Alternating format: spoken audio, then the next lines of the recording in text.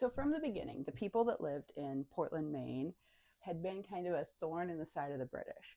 And they had kind of been known as not quite as bad as Boston, but definitely not playing by the rules that British had set. They'd burned a bunch of the tax stamp paperwork that had been sent to them. When customs officers had tried to take things, they had literally, like as a mob, stormed the building and taken them back. It was like a continual thing happening.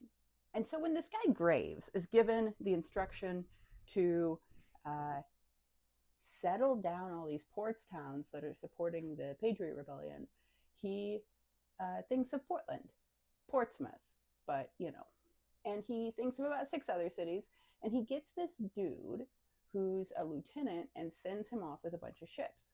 This guy named Mowat, that he should go along and do whatever's necessary to burn the towns and destroy shipping in the harbors. So this guy Mowat rolls up with some ships. And they do give them an out. This is why all these pesky amendments to the Constitution become so important. If you give up all your weapons, we will leave you alone. And they give them basically overnight to pull out a bunch of personal belongings and make sure nobody's in the way.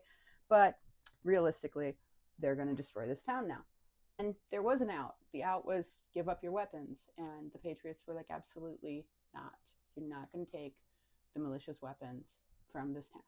At 9:40 the next morning, these ships begin sending not just cannonballs, but these big like incendiary devices that are like packed into cannonball sort of mortars into the town. And they basically burn down what was Portsmouth, what is now Portland, Maine. They destroy it. They leave 1,000 people homeless. They destroy the church. They destroy the courthouse, meeting house sort of house. They destroy the old meeting house. They destroy all the wharf. They just annihilate this place. Because keep in mind, they did this October 18th in Portland, Maine, right?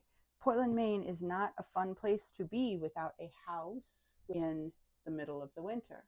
There were 23 people, according to one report, living in one house.